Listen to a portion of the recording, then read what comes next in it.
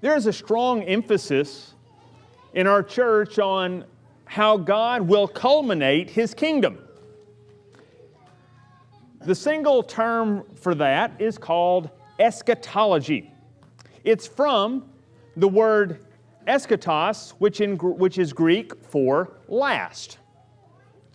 Now, the word eschatos is used several times by Jesus in connection to His coming kingdom.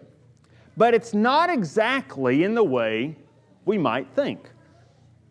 In Mark 9, along with parallel passages in Matthew and Luke, the disciples were trying to quietly, that is, without Jesus overhearing, argue about eschatology, particularly who will occupy the most important roles in the coming kingdom.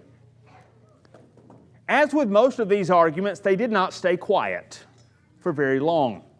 Jesus Himself overheard it, and of course, instead of immediately launching into telling them anything, He said, "So what are you guys talking about?" And like all these good arguments, everything went quiet. And of course, Jesus would not let it pass. So He inserted Himself into the conversation, which, by the way, whenever God inserts Himself into your conversation, it is always a good thing. He asked, He said, if anyone would be first, he must be last of all and the servant of all. In other words, do you want to know what God's final world, that is the eschaton, looks like? It looks like the strongest serving those who are the least. Jesus' point is simple. You prepare for the eschaton by being eschatos, that is, last. This is not something, thankfully, we have to wait for. Everybody says, I wonder what it's going to be like then, and Jesus says, start now.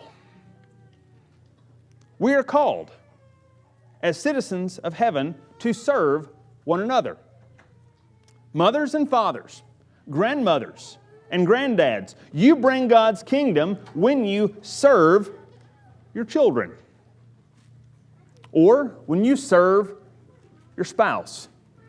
Kids, you bring God's kingdom when you serve your brothers and sisters instead of arguing with them.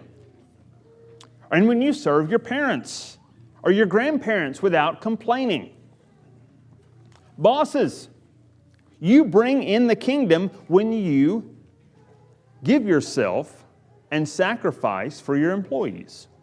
Younger people, and younger people can include anyone who has people older than them, okay? Younger people, you bring in the kingdom when you bless an elderly person. We, God's people, bring in the kingdom when we notice and give ourselves to those who cannot directly benefit us. So, dear saints, you don't have to wait for God's final kingdom to come. Practice it now by giving yourself to the work of being last.